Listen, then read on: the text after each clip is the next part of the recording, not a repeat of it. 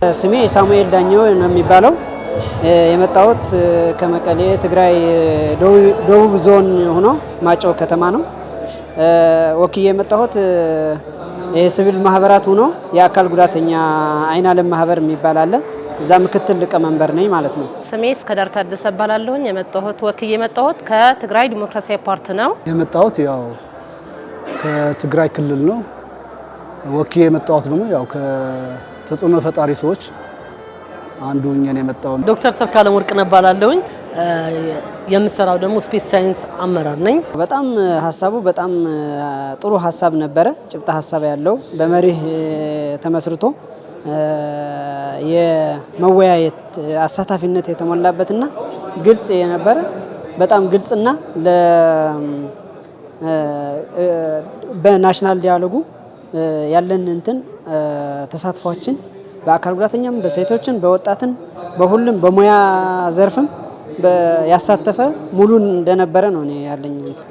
ያው በዚህ ሶስተኛ ቀናችን ነው የጀመረው። በ23 ጀምሮ ነው እና ከመጀመሪያው ጀምሮ የህዝቡ የነበረ ተሳትፎ በጣም ደስ ይላል። ያው የትግራይ ክልል እንደ ሀገር እንደ ኢትዮጵያዊ ለምክክር የጀመርነውም ነገር ሁሉ አካታች ነው፣ አሳታፊ ነው። ከሁሉ ማህበረሰብ ነው የመጣው።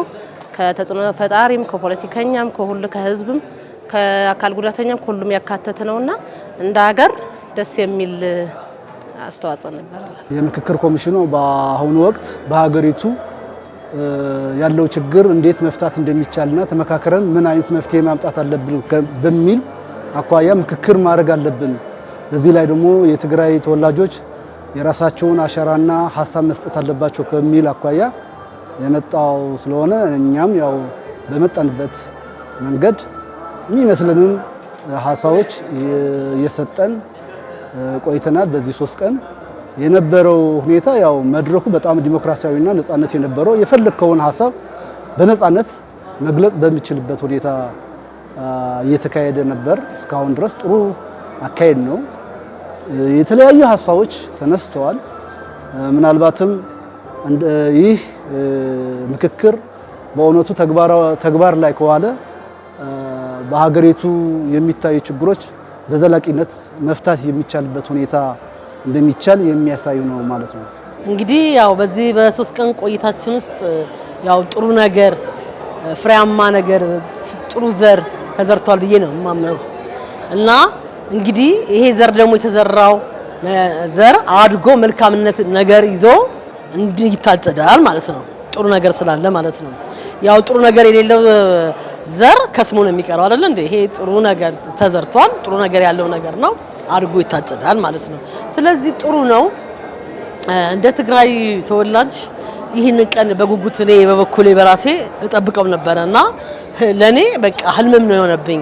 ለምን መሆን ያለበት ነገር ስለሆነ እንኳን ግጭት ቀርቶ የሆነ ልብስ ልትገዛ ስትሄድ እንኳን ተደራድረህ ነው የምትገዛውና አንተም ውረድ አንተም ከፍ በል እያልክ ሀሳብ ተግባብተህ በመግባባት ላይ መጨረሻው በሀሳብ ተስማምተህ ነው የምትስማማው ማለት ነው። ይህንንም ያለንን ልዩነት ለማጥበብ ሀሳባችን የተለያየ ሀሳብ ያለንን እኔ ላይ ያለው አንተ ላይ ያለው የተለያየ ሊሆን ይችላል። በመነጋገር ግን አንድ ልናደርገው እንችላለን።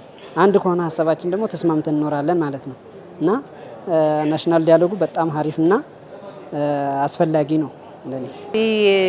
ሀገራዊ ምክክር ያው ኮሚሽኑ ያደረገው ለዚህኛው በጣም ትልቅ ነገር አለው ለሰላሙ በተለይ ማለት ነው።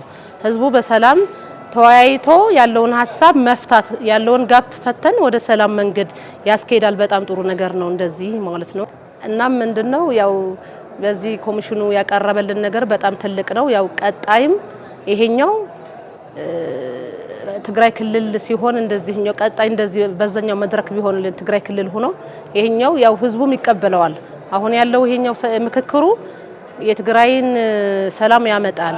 እንደ ኢትዮጵያ እንደሌላ ክልሎችን በሰላም እንድትኖር ሀገሪቷን ተረጋግታ እንድትኖር እንደ ሀገር ተቃቅፈንና በሰላም እንድንኖር ያደርጋል። ሀገራዊ ምክክር ለሀገሪቱ መግባባት ያለው ፋይዳ ምንድነው የሚለው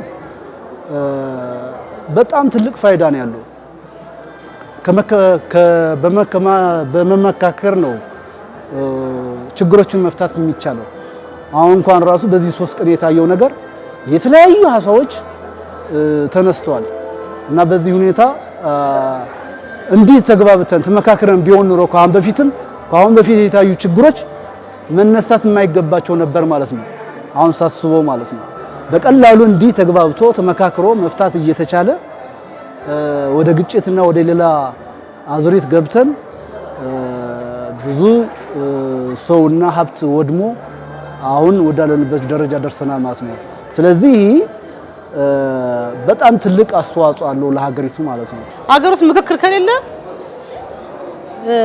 እርቅ ከሌለ ምክክር ከሌለ ሀገር አትኖርም። ምክክር አስፈላጊ ነው። አንዱ ያጠፋውን ልክ አይደለም ብሎ መምከር፣ መገሰጽ ልክ ድሮ አባቶቻችንና እናቶቻችን እንደሚያደርጉት ሁሉ እዚህ ጋር ይሄ መደረግ አለበት አይደል እንዴ?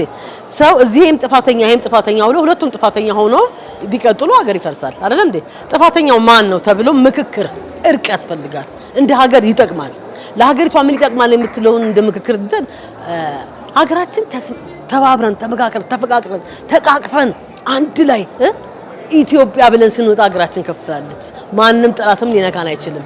እርስ በራሳችን መተባበር አለብን።